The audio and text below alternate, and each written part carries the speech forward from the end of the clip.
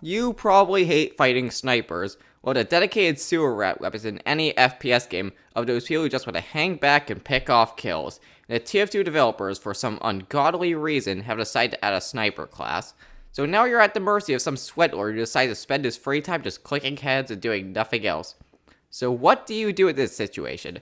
To know how we're going to defeat him, let's first understand the sniper's stats. The sniper's main strengths come from his main weapon, the sniper rifle. Great guide, I know. It has the power to potentially do 150 damage to someone nearly instantly, and with enough charge, can kill any class in the game if certain factors aren't in play. It's also hit scan and has no damage fall off, meaning that it has effective range of basically anywhere. If he can see you, then he can kill you. This gun also backpack reloads, allowing it to be effectively used with his other weapons. This leads us to his weaknesses. He is tied for the lowest health in the game with only average speed. Without the scope of Sniper, his damage is pitiful. Scoping in also has certain limits. Damage done while scoped will result in the sniper's aim being thrown off, and being sent airborne will just cancel it outright. However, the sniper can negate all this by the masterful technique of standing really far back.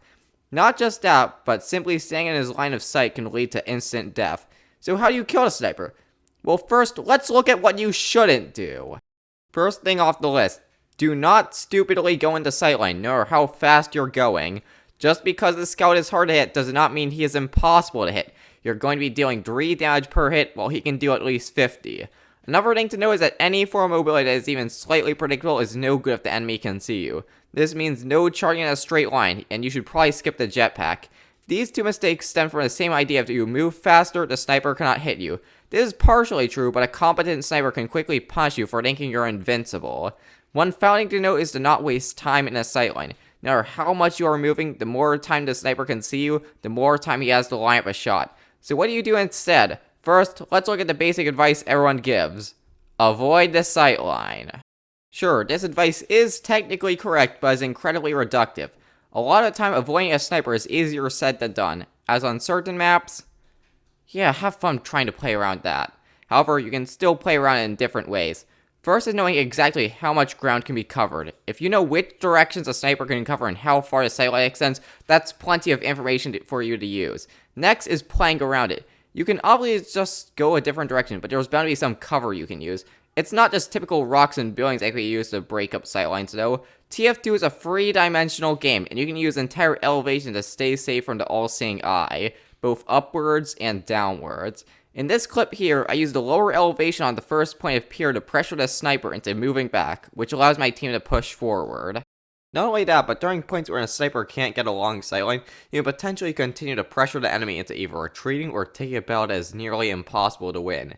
In this clip, I end up having a sandwich due to my confidence in the sniper not approaching, but I guessed wrong. Doesn't matter though, I kill him anyway. Fighting sniper isn't too much of a raw deathmatch, but rather positioning yourself so the sniper will be forced to give up his influence or fight when the deck is heavily stacked against him. This isn't the only way you could reduce your chances of instant death though. There's many ways you could also disable his ability to quickscope you. The most obvious way to negate the ability to reliably hit scoped headshots is through flinch. By damaging the sniper, his aim is thrown off. If he's taking constant damage, it's nearly impossible to land a headshot. This means that if you've gotten close to him as a heavy or pyro, there's almost no way the sniper can survive. Any weapon that deals bleed or afterburn damage is useful for the same reason, as you've taken away his most powerful attribute. Sentries are also a good way to target a sniper, especially with the Wrangler, as you can match his range. Knockback is another way of making sure you can't get headshot, as a sniper cannot scope in while not touching the ground. Explosive weapons are the best way of keeping them in the air, as not only do they do high damage, but they also are easier to fully control the trajectory of where they go. Additionally, they usually come with the ability to blast jump, making it hard for them to hit you. Oh, I'm getting ahead of myself. When you're moving incredibly fast, it's going to be a tough task for the enemy sniper to headshot you.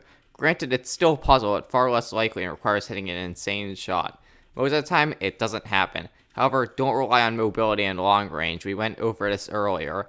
Go for the silent when you're in a range where you can engage the sniper. The Scout is the best example of this, as he has 2 jumps as the fastest class in the game. The Babyface's Blaster can cause you to go even faster and therefore harder to hit. Other items that apply speed boost are also good for us, like the Extinguisher or Disciplinary Action. The Demonite Charge are also another good choice, as it buffs you in melee range, but again, I must stress, do not charge in a straight line. Blasting is also a good option, as not only does it close the gap, but it's hard to hit a target currently under effects of gravity. Airstrafing can make this already hard task near impossible, nearly guaranteeing a free sniper kill. If you really want to go the extra mile, bring the Market Garner for extra style points. Speaking of the Market Garner, one of the most common complaints about the sniper is his capacity to one-hit kill you. However, there are multiple ways you can do the same to him.